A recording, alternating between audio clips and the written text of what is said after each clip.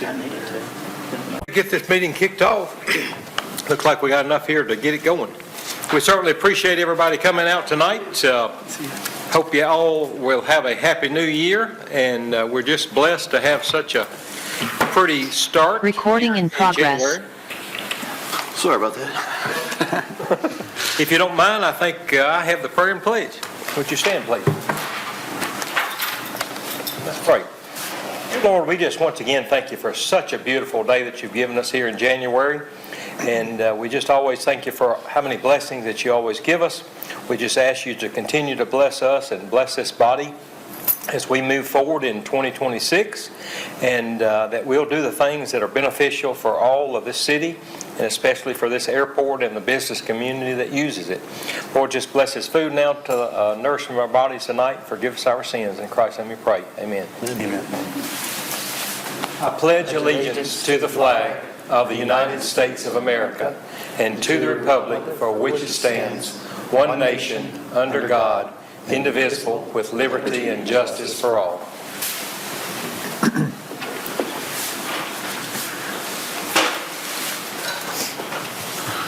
All right. You already said no public comment registered tonight? No, sir. So I'm looking for an approval of the November 17th meeting minutes. Anybody see any changes they want to make? Move approval. Motion? Second. Have a second. Call the roll. Shelby Hutton. Aye. Cannon Lowry. Aye. Carl Myers. Aye. Bill Shacklet. Aye. Bruce Shelley. Aye. Jessica Starnes. Aye. Steve Waldron. Aye. All right, Chad, item number 4. All right, so I'm sure you've heard a little bit on the paper and on the news stations and all that about the discussions that the city of Murfreesboro is having with the BFI landfill. And so wondering, what does that have to do with the airport? But part of the expansion that they're proposing is to raise the elevation of the existing landfill at this time, and it's a pretty significant increase. And so I have for you some of the information of where it is today, at what level it is today, and then where it's going up another 70 feet, I believe, to about 870 would be the height of that. So it's a significant increase. So we had our team at Barge do a little research for us and keeping in mind our grant assurances to make sure that our approaches are clear, and anything that would be a hazard to flight and maintaining our airport and operations safely. And so I included in your packet there a letter that Joe Nye put together, and it included a lot of information that BFI had also submitted, I believe, to the state. And we submitted that then to the ADO, the FAA office in Memphis, and to get a response from them. And you can see in their letter then some of the concerns that they had as to the height, what that might impact in the approach, and then also the concern of wildlife as that landfill, the garbage goes to a higher altitude, and we're coming right over that with the RNAV approach in that area. In the meantime, I've also contacted Vertower, and they have put a geofence over the landfill, so we are getting numbers as to how many departures and arrivals that we have that are coming over that area. And so that just started in December 4th. So in December, we had about 10% of our operations that entered into that area. And that geofence is over the Middle Point landfill, and it is an elevation from ground to 3,000 feet, and that's pretty much where our traffic is. There's other things that are going to go higher over there, but that is kind of an area of altitudes that different birds that are going to be coming into the landfill for eating and doing whatever they do in the landfill would be at. In fact, they can go higher. As you know, as pilots, you've probably seen some turkey vultures at much higher altitudes than 3,000 feet. So those are the concerns. The question is, before this board, is if you would like to also write a letter. We've received letters from MTSU, from Dr. McPhee. We've also received letters from TDK. I haven't received one from Vanderbilt yet, but I think from this board, it would be appropriate also to state your concerns and have Steve work with us to write that letter if you see fit. Go to the ADO, or who would the letter go to, or to the landfill? It would go to the ADO, and Joe, do you know where we're, I think it's a matter of record, do you, or Benson? Or would it go to BFI? I think we're going to BFI to ask them to cooperate with us to complete the 7460 forms, because it goes beyond the state, the approvals to. Chad, ultimately, they have to, in Jamal's response from the FAA back to Joe, they say they're going to evaluate the 7460 once they receive it. So DFI has not done an airspace, has not submitted an airspace evaluation yet, and so FAA is really not going to do anything until that point, which I think it's good that Vertower is collecting some additional data that wouldn't necessarily show up in this kind of process, and we can get that into the mix and say, hey, over the last 2 or 3 months, because they'll submit a 7460, and then the airport will be notified that they have submitted one, and at that time, we can then respond back with, here's a little additional information, and that might weigh into it some more. So it's really in their court, balls in their court at this moment. I guess my question, Chad, is BFI even aware they need to submit a 74? Well, and I think this is a good way of notifying them that they do need to do that. I don't know what I don't know what their time frame is for starting this expansion or anything like that, but as soon as we can get them that letter, I think that put them on notice. And I think we would copy the ADO on it as well and let everybody be included in that we've sent this letter. If they were to get, who's the governing body that actually will give them a yes or no on this? A little bit different. As far as airspace is concerned, it'll be FAA. But then, But the state, or who's got charge of the actual landfill? TDEC. TDEC. So can we also maybe get some legislators involved here? I think we'll copy, sure. I think they're already involved. I'm not in, I have tried not to get involved in that as much as possible. Sure. But I believe we have, our legislators are well aware of it. And again, I think there's there'll probably be a third page on that letter that just is of all the people that are copied in on it. You want a formal motion for us to do that? Yes. Did you? I would make that motion. Second. Have a motion and a second. Can you call the roll? Shelby Hunting. Aye. Cannon Lowry. Aye. Paul Myers. Aye. Bill Shacklet. Aye. Drew Shelley. Aye. Valeska Starnes. Aye. Steve Waldron. All right. We'll work with Chad, and we'll get something together and try to get that signed and out here just in the next few days. I think we can use a couple of those letters to our advantage there. Right. Shouldn't take us too long to copy and paste, write that letter. Item 5, Chad. Speaking of airspace, I'm sure you have seen different things maybe on Facebook and other literature regarding the proposed Class B airspace for Nashville. Shouldn't take anybody by surprise. This is something that's been a long time coming,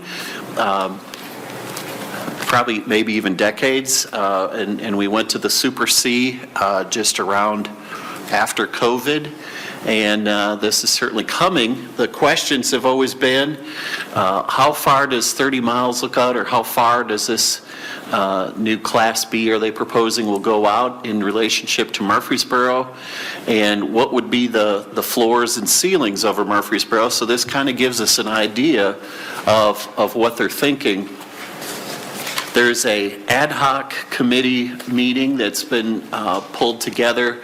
MTSU is assisting with this process with the FAA and is hosting a meeting here in Murfreesboro at the academic building on the MTSU campus at the end of this month. And so, and I've been asking our businesses and our tenants and others what questions or comments do they have. And I think there's other groups like the Mid-10 group that's does the classes in Nashville or Smyrna are doing the same with their folks, asking for any comments or questions that they might be able to share. But here is Murfreesboro, here's Smyrna, and then again right there in the middle is B&A. And so a little bit of the concern that I saw was just how close we are to this. I think it's protecting runway 31 and runway 32 approaches into Smyrna and into Nashville. This end doesn't seem to be as large as this one, but I think that's what we're going to find out. I did ask Chad Joins, one of our neighbors who's a air traffic controller at Nashville that's working on this project, to see if he could give us any more insight into that, and I haven't heard anything yet. I did share with you just some different views. There it is over the VFR chart, just to give you a little bit more familiarity of where everything is. Lebanon and Gallatin is kind of in an interesting position if we thought we were in strange airspace there. So I'm sure a lot of these will be addressed. One of the questions that I've heard quite a bit is, will there be a VFR corridor for transitioning and around or through this airspace? And I haven't heard anything about that. I'm sure that's something that'll be coming, along with corridors for the emergency air ambulance operations to get through here and to Vanderbilt as quickly and efficiently as possible. So there's a lot of things that are to be discussed yet, but The other one I've heard, Chad, is the Mode C veil requirements. I assume that applies, that it doesn't apply today. Is that correct? I'm sorry, say Mode C veil, the 30 nautical mile, no, yeah. because that's a Bravo requirement, right? Yes. And whether it's in the veil or if you're flying into the actual Class B airspace. But we would be within that, right? At this point, which we're not now. Right. Yeah, we're, And I guess that's ADS-B out and transponder with altitude reporting, I think. Am I correct in that? So please. that's another thing I've heard people talking about, in addition to the VFR corridor. There are some opportunities. Benson, do you know if 3-1 and 1-3 for Nashville, are they centered, or is that runway more to the southeast off of center? Office center. It's probably a little more south, I think. But Okay, so you think that's why there's a difference? If you go back to the full scale, you'll see. Yeah, because Chad and I talked about that. There's a couple of things that really don't make a lot of sense. Smyrna to me. Yeah, it could It's on be. Smyrna. You got this little sliver right here. That's real confusing. How's somebody gonna know they're flying in this little bitty I don't have any issue with the sea. no man's land? But that would be something that I would ask. Can we not? It would be nice because it's gonna completely affect any practice on our 1-8 approach Yeah. that somebody tries to do without actually talking. And I know you're supposed to always talk to controller if you want to do an approach, but we know a lot of people will just run that coming in on 1-8 anyway. So our concern that we talked to Chad this week about was, let's see if they wouldn't be agreeable to Yes. move that back up a little bit. And the other was the missed approach on your instrument approaches. We need to look a little bit more into that and see how that's going to affect it as well. I do know that they did, when they did the enhanced C, they did take comments and they did make some adjustments. So I imagine that the impact that this is going to have, they're going to be, I would hope that they would take a little more time in the implementation. My assumption is with these international flights that they've added, that they're probably still using the crosswind for the length, because they still don't have a north-south runway long enough yet to do it. So that's why I think we're looking at this. Yeah, it's 11,000 feet versus eight on most of the others. That's correct.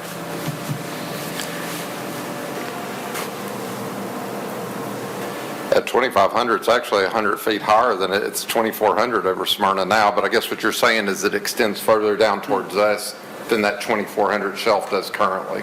Right, Benson, is that what you're saying? It would be nice if you could, I mean, basically, if you could just cut it off here and have this one continuous block over Murfreesboro and not worry about that little piece right there.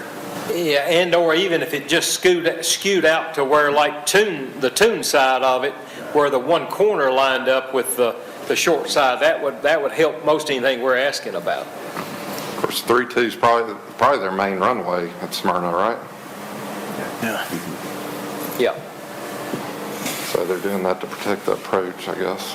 And we'll learn more about this as they roll this out and they'll have several. They had a task force last time and everybody that was involved had a representative. And I mean, one of the meetings was held here. So there was a lot of discussion last time about the medical helicopter routes. I don't see it in here now anymore. They had a corridor that they could kind of move across, and I don't see it anymore. So like getting into Vanderbilt and all those other places now, it's all the way down to the surface. What date are they trying to push to have this actually approved? I haven't heard a date as to when they want to go active on it. I think this is very preliminary. I heard spring, You heard me? because Chad lives close to me.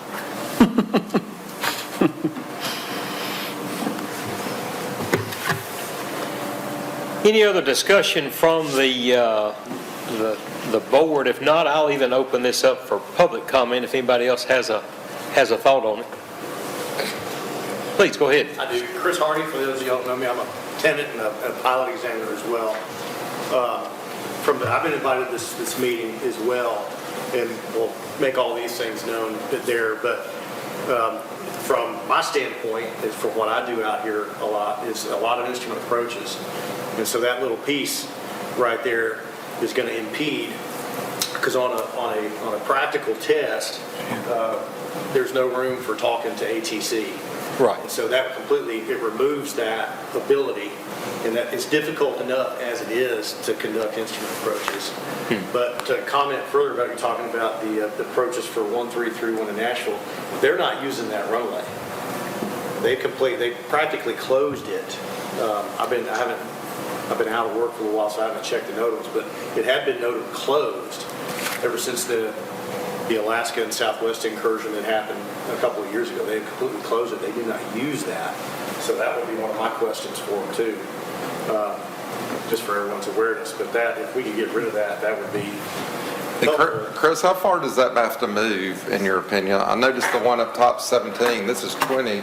Does 3 miles get it done, or? Yeah, so I know there's not an overlay. Murfreesboro's pretty much right off the end of that 20.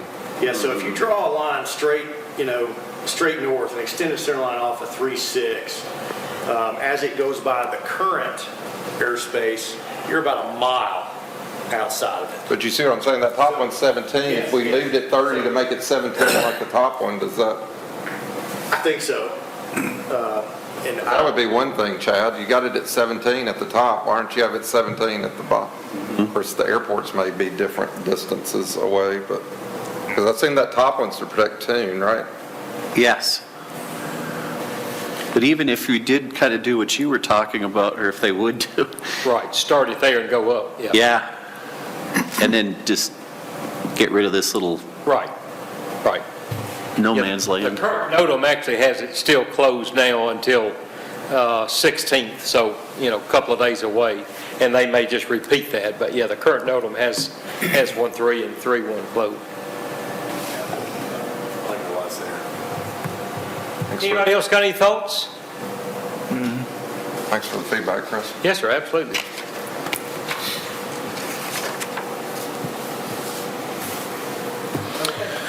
when's that meeting, Chad? The 27th of January. Issue. Yes. And who's attending? You're attending? I'm attending, Chris is attending, and I'll check. It was, we can, it sounds like we can bring in some more people into it. I forwarded it to Jerry Swick, and he RSVP'd as well, so he's. So I'll send it to you guys. And there's, you can attend in person, and they also had remote, online as well. I think the sidebar conversations will be good, though. Okay. I think we'll move to item 6, project All right. status and hangar pad Here utility. we go. The hangar pad development utility project is moving forward. I think you've seen, if you've driven back there, a lot of work is going on. It really is looks like a different site with the trees removed. The old lights, field lights have been removed, and the fence is going up, so we'll have that security fence in place, and then Hensley will come in and remove the existing fence that's inner to those fields there. I think everything's moving forward. It's a short Yeah, contract. I was looking at the list and going to add on to C to A. The stormwater capacity and quality control study was complete, and the city did have some comments and wants us to add some quality control structures to the project, so we're probably going to change order those into the hangar pad development utility project. One of the structures needs to go on the corner of the apron. Right there, yeah, right in there, there'll be a structure, and then they want some, just some grading modifications to the existing drainage basin. I did include a picture of that. So this is the drainage basin that's on the north end of the field that was created in 2004, and that was really, I think what really caused that project to occur was the apartment complex off of Tennessee Boulevard. And as you recall, that drainage goes along our airport property and then cuts in through the woods to the west. And then that ditch system was brought into here with drainage in there. And the idea back in 2004 was the airport in 1999 had acquired the soccer fields. And we knew that eventually we would totally develop the soccer field area under pavement and rooftops and things like that. So they took this area, Huddleston Steel developed and engineered this area, and the concept that I recall, and I checked with Sam Huddleston, was the city made this a little bit bigger to accommodate the stormwater that would be coming off of the soccer fields and into this area. And then there is an outflow that goes across the street, and that's kind of a time release into the area that is now the Swanson property. But to handle the additional capacity, I think we're looking at 3,500 cubic yards here, or there's a second little one, if you recall, as you're driving along this road here, there's a depression area, and then it goes underneath that emergency access road and then into the larger area. So that's what Barge is looking at for us right now, is what's the best way. And we did identify some areas where we could, I wouldn't say waste the material, but could definitely make some improvements on the field. This is an area that's a bunch of rock outcroppings that we can't mow, that we could straighten up. And then this is an area that's low. If we ever do develop in the future, we can certainly improve that area. Back to the initial quality control, it's some sort of filter system that goes into the ground that takes care of about 50% of our need for quality control. So it'll be something that we will I guess, have to monitor on an Yes. annual basis or whatever to make sure that it's cleaned out of any silt and anything like that that enters into the system. But that's a big help as to quality control and all that. And is there anything that we're going to have to do on that outflow area? Not yet. Not I yet. think that's going to, as we build out the hangar site, is when all that will start coming into play. But as far as the hangar is concerned itself, the little green area, and then some modifications to some of the other, will always need to do. So we really kind of went about this in two tasks or whatever with Barge. And one was, what do we have to do to get this hangar in? And then where is that red line when we develop further into the T hangars? What else do we have to do for that additional paved area and rooftops? And we're already dealing with this area here, that little retainage area that's between the taxiway and the soccer fields. That is already being enlarged, and I don't know if we have to enlarge it anymore, if we'll get it all in this project. I think we'll get that in this project. That's what we're looking at. So this gets enlarged this time, so we don't have to worry about that. It's really when we cross this road and get into this area, and that was always a concern that we've had. But so Benson had always talked about this little triangle that we may use it for parking. We're not sure what we're going to use it for. It looks like we're going to be using it for drainage. And there was a kind of a triangular piece there. Is that right? We had, you remember, we had a triangle in the middle, we had a triangle, we were gonna end up with something that was not square, somewhere. So that was like, We'll fill it with water. We'll fill it with water. But I think the good thing about that is, first of all, back in 2004, we've got this drainage in place, and not only did that help the apartments, but at that time, even the north end of the runway would get underwater. We'd have water over the pavement on the north end of the runway. And now that's gone away. And now as we build out there, $100,000 worth of improvement for this, and up on the north end, some movement of dirt, I think is really inexpensive compared to what folks have to pay for handling storm drain and all that for construction around Murfreesboro. And this one, I don't know what the time frame is, because this is probably one of our last areas that we will develop when developing this area with hangars and pavement. So the 3,500 cubic yards, that's just for what we're going to build now. Yes. and that'll take care of it'll take care of a lot of it. Okay. And that's not to say that as we develop, as we move forward, when we built that drainage basin in 2004, in 2008, water quantity and quality control regulations came into being. So as we build and time goes by, just like anything else, the regulations and the They may requirements change. may change, and we may have to do something else in the future. But at least Barge worked very quickly on that. They had a deadline of January 7th Yes. to get our packet into the planning commission to try to keep us on the schedule there and hit that. So there will be a change order coming for our work authorization for this, but they went in good faith that we would be handling this and all that. So I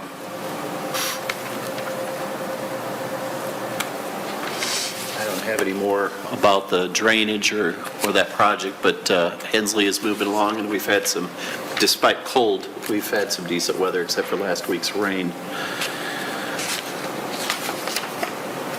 Have you got your actual building completely finished as far as that architectural plan? I think We had our 90% internal review meeting last Thursday, and everybody's wrapping up, going 90 to 100 in the next 2-3 weeks. So we should be getting this thing wrapped up pretty soon. At our last airport commission meeting, we talked about the utility easement through this area right here, and there was a lot of concern about the HVAC unit that's on that corner, because it was encroaching in maybe not even on the easement, but maybe over the line as well for that utility. And so these plans, and then there were also discussions about where the data room was and some other things like that. So I wanted to share that with you. There's some nice drawings that they provided, but what you're seeing here, and there's the next slide will show it a little bit better, was the other question that you had too, was about hiding the HVAC units and things like that. And what Arj went to is a similar situation like we have in front of the terminal, where you build a wall in front of those, hiding all those utilities and any of that kind of ugliness, but you have to have in a building. So that is a wall. Well, you also have the visibility of the vents, and I think on this Yeah. one now you're going lower because you got a closet there that you can come in through. Yes. right? Yeah, so there, you're now looking at the utility, HVAC is on the side of the building and going into that closet, and that, where it enters into the HVAC, that becomes our data closet.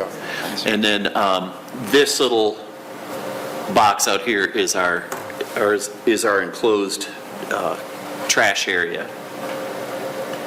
And so the overhead now, you can see this going into this little, we basically took this room here and just flipped it over.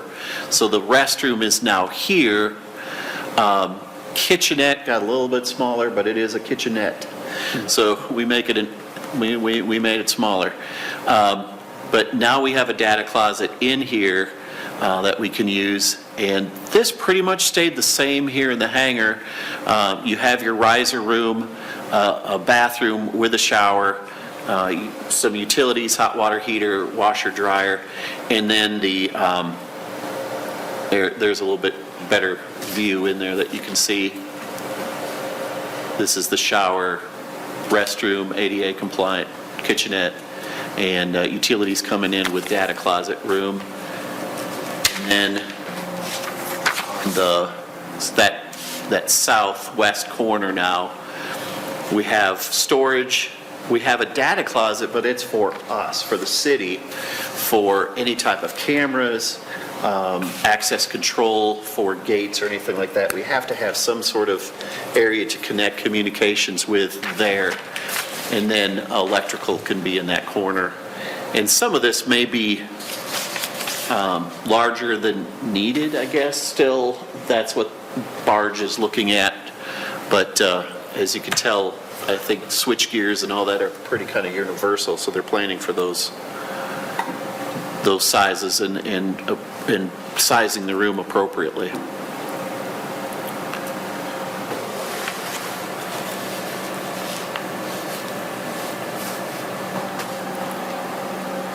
If you have any questions on that, we talked about the stormwater capacity and how we're going to be addressing that. So that'll take care of that. What's our timing on going out for bid? If we get through our 90% and all that, are we able to go out for bid before planning review, or I think we'd still wait for that before going out? We have to go through planning review. One slide, Chad. So what, you kind of put it as a question in here, what's your thoughts on where we'll try and pick up that 100K to do this? We'll be working. I'm going to try to find out. I've gotten a call into Chris Griffith. There are some funds that the city uses for storm drainage improvements. To me, that looks like a great storm drainage improvement, and I'd love to use that money. And once Barge gets to the point where we've addressed the planning review questions and gone through their 100% on the drawing, they'll go through a process of pricing this out. So there may be another step where we have to make some decisions as to what we build out or what we require a tenant to build out. But hopefully we can find some other funds for that $100,000 that won't take away from the building itself. Sure. Okay. Next item on project status is tower siding.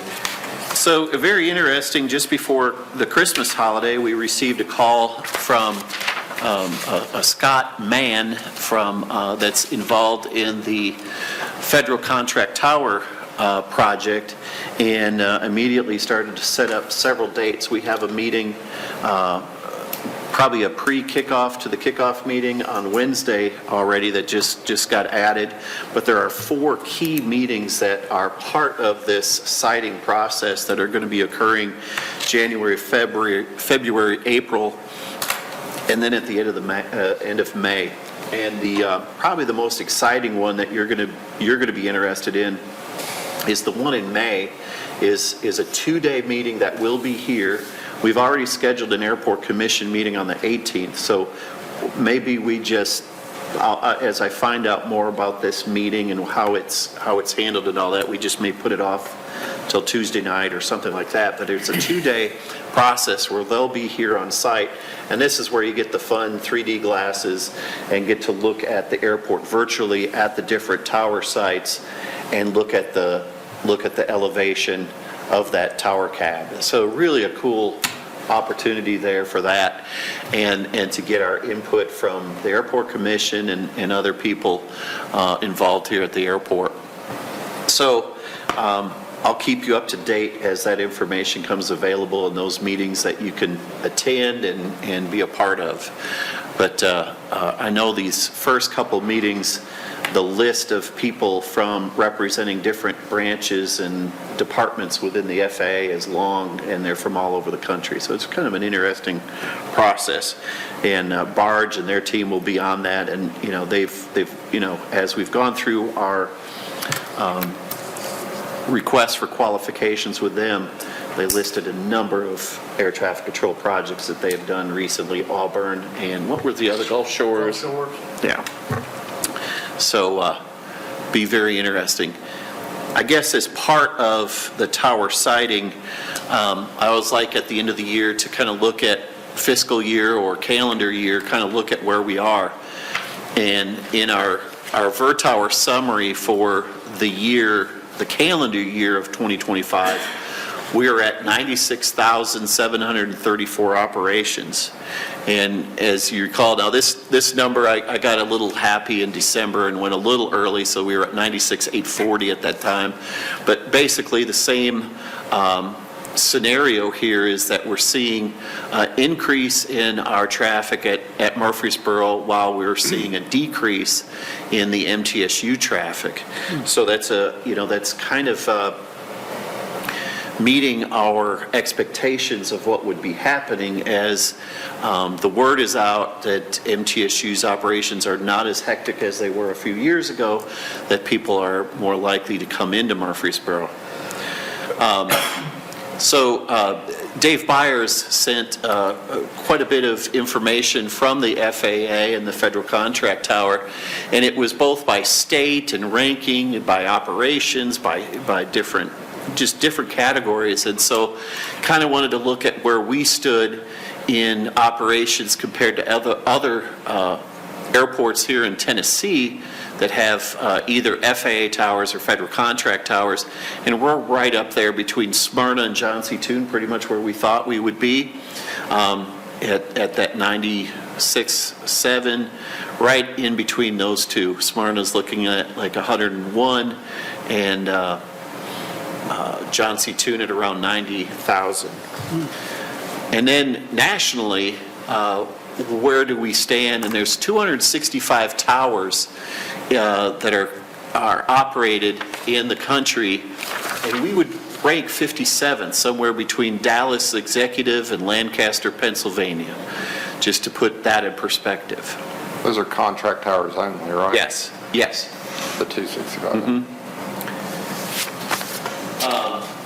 And in this document, they label Murfreesboro as being in this process right now, in the siting process. And there's a lot of interesting information in this little paragraph. It talks about two of the airports that we've kind of been monitoring that were part of that digital towers. And what happened was, in one case, the contractor pulled out of the digital tower program And so they put up the FAA provided a temporary tower while that airport goes in through the process to build a bricks and mortar tower. And the same thing happened at, I think it was Leesburg as well. Those were the two airports that we knew were trying to push for the digital tower, and you could see the frustration there in that. The other thing that I thought was interesting was that they said during 2025, there was a slight decrease of 0.1% in traffic, and at the same time, we were up 5.3. So just kind of interesting little bits of information in that little couple of paragraphs in those reports.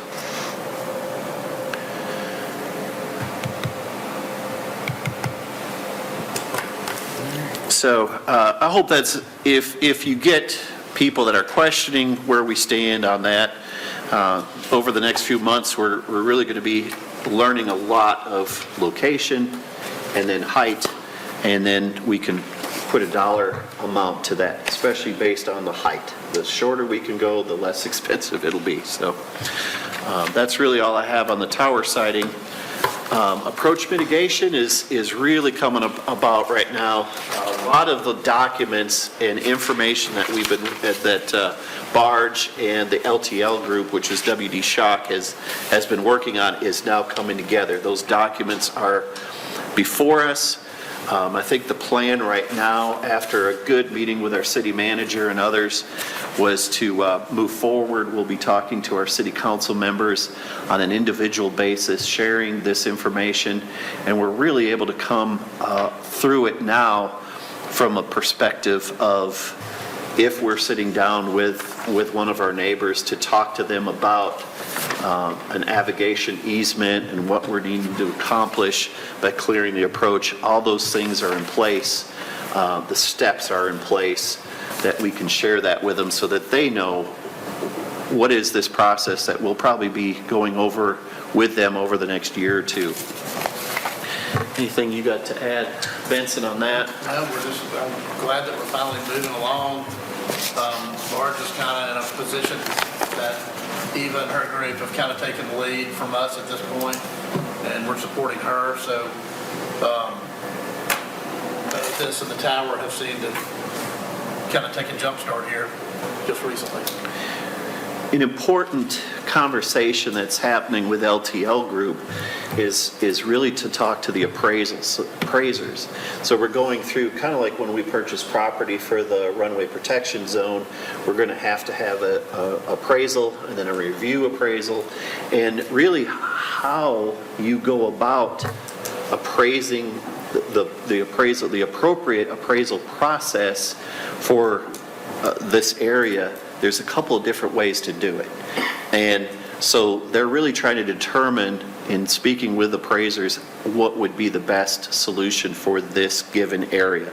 Because not only does it affect your individual property, but it has an impact on the neighborhood as a whole, too. So you have to take that into account. So there's a lot of different ways to do it. They're trying to come up with that, because not only does that set the kind of the game plan for how we move forward with this, but it also impacts the cost of the appraisals and purchasing the navigation easement and all that, which is the next part of this next phase that we'll be going into.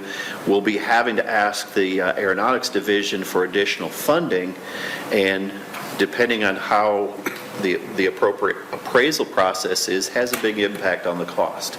So that's being determined so that we can make that next request for that next phase, which will be to purchase more additional navigation easements. And it's a very much a wag, I guess, at this point, but we'll be narrowing in on a better number, more focused number than what we have today. Hey, Chad, when they have the discussions with the neighbors and they talk about the purchase navigation easements, will they also be having discussions about the remediation Yes. and with Yeah, the that's all- auction, yes. they'll do all that. Yes, Because there's yeah. some people, we don't have to purchase the aviation easement, Right. some that we do. Right. But they'll have all those discussions at once about what has to come down, what the options are, what it could be replaced with. And that's part of the discussion that has occurred too, even with the navigation easements that we have in place. Is it sufficient? Does that have to be updated at all? You know, and that's all part of this process too, which again could lead to what is that number that we'll be asking for federal and state assistance with? Are we still- Yeah, you've got to give the neighbors a full picture of what's happening. It's not just airspace, it's what's going to be happening on the ground as well. And that's where it leads into those pamphlets with, here are the trees of that we're going to select that are low growing and you know, is it for certain trees, is it a 1-to-1 replacement? Is it a 2-to-1? Are there certain trees that are just huge that really require a 3 or 4-to-1? Those are the types of negotiations we're going to have. And in some cases, you know, when you're looking at the properties of Northfield Lodge and then residents against each other, you know, is there fencing that we have to put up? Is there a certain level of landscaping that we have to do that's beyond just replacement tree for tree? Is there, you know, in any development that we do in the city, we have different levels of what do you call that, landscaping to separate two different property owners. And we'll get into that as well, just because of the different uses or zones of property that are out there.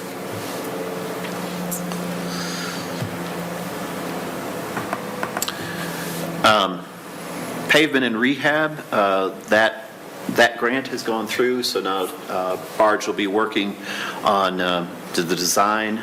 They've already have a design for the areas that you really see that the old pavement still exists. It's where we seal coated and are still finding water popping through the cracks that are really by the D and F hangers and those corridors and those ramp or taxis areas there.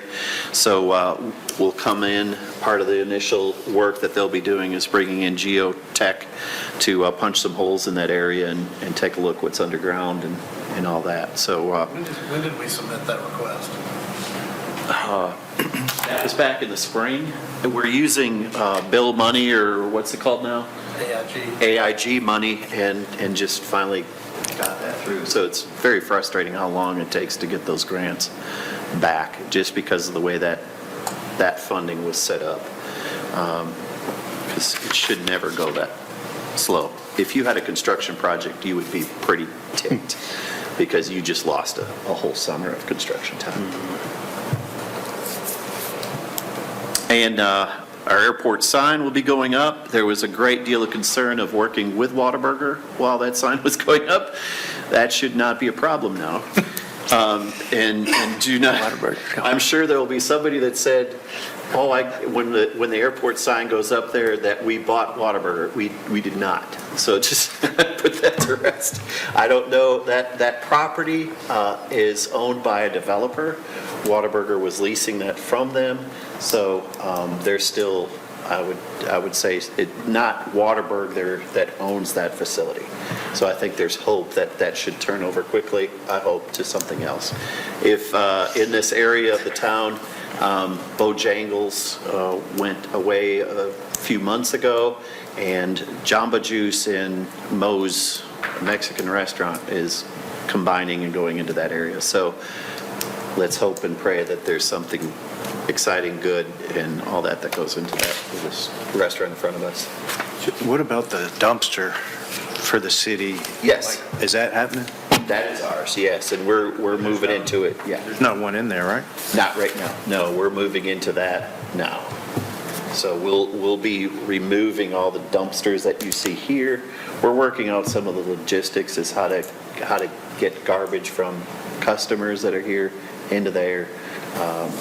Mike Jones has their own dumpster. Jim will be Crazy. assisting with paying for this new That's dumpster crazy. with us. So how to get their staff in there, because we've locked it up because of deals with homeless and things like that, going in there and living in there and different things like that.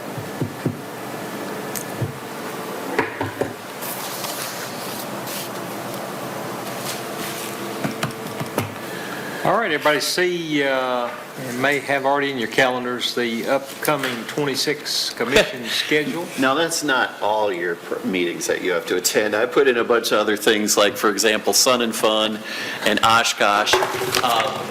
We do have a few exciting things, and for example, in June, the Air Race Classic is going right around Tennessee, but we have been approached by the Air Race Classic for 2027 for Murfreesboro to be one of their stops. We did that back in 2016, and that was a lot of fun. It was a great event, and I hope that we're able to be selected again for that. It's their 50th anniversary for that race, so it's a big deal. And I only hope that it was so funny because we were a gas stop. That's basically what we were. And because of the winds, everybody came into Murfreesboro and then stayed. And we weren't expecting that, but we had a lot of volunteers. Valeska, her family, and others who volunteered, and we got them to hotels that night, picked them up from hotels early in the morning, and had them going out. So it was a good time. Now we have the facilities to handle 100 ladies, and they'll probably just stop and get gas. So that's just the way it'll go, but we're ready this time. So I hope that happens. I might go up to Frankfurt on the, I think they should be hitting there about 22nd or 23rd. I might just go up there just to see how that is, because there's a lot going on at a stop, how they set them up for fuel, and then, as you know, when they depart, they leave the airport and come by screaming down the runway, and that's when the clock starts at a certain point on the runway, and there's volunteers handling all the timing and all that stuff. So it's a neat thing. 2027 will also be a time where we have Lobo come back in October as well. So a lot of attention here at the Murfreesboro Airport that could be coming our way. Airports Conference is just about a month away. If there's anybody not able to attend on the 24th or 25th, I won't put your name in for attending, but if you are all interested, it's here at the Embassy Suites. I shared the agenda with you. There's some really good speakers. A Top Gun pilot, also involved in a lot of film projects and things like that, will be our keynote speaker. And then you're going to see a few more of our Tennessee legislators, McWhorter and a few others, speaking at the conference as well.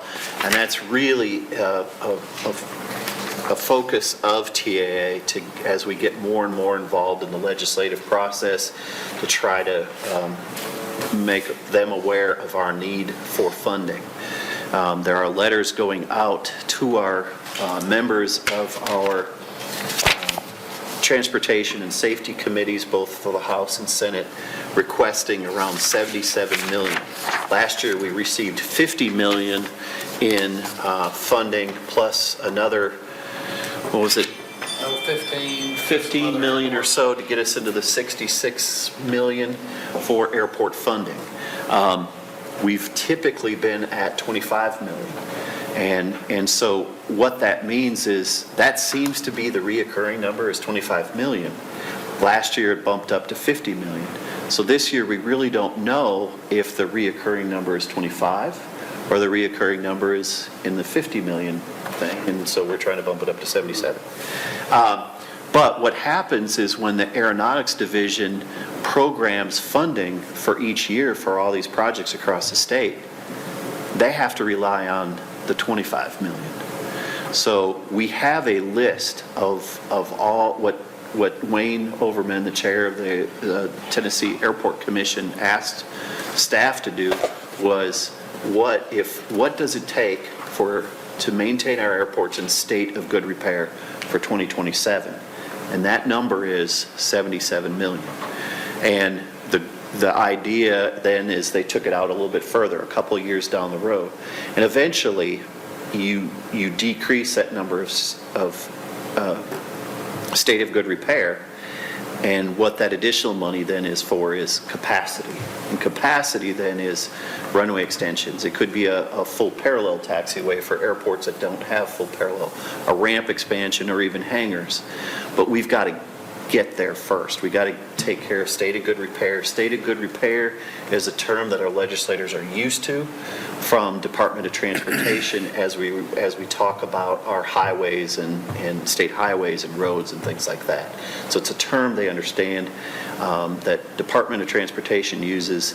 It's a standard that they can comprehend and understand that this money is then being put towards that use. And another thing that we're sharing with them is that we're not just like in the past where we were flush with money, and if an airport came in for a request, it was a yes. It was almost an automatic yes. As you all know, there is a process and a point scale and a priority ranking system that those projects in these airports are going through. And so if you're not doing your job as an airport to maintain these standards, then you're not going to get the funding. So this is all very important as we try to communicate that with our legislators. So our first efforts will be to the transportation safety boards, which we're going to be a day on the Hill on the 28th. We'll follow up on February 4th, the Tennessee Aeronautics Division. Instead of just Department of Transportation giving a briefing to the transportation committees and giving them a kind of a state of the state of all transportation, Aeronautics is actually going before that transportation subcommittee themselves to share the same information. So they'll be hit with it 2 or 3 times, and eventually there will be airports, letters from the individual airports listing these projects that we could be doing if we receive that $77 million. Otherwise, that list gets really short.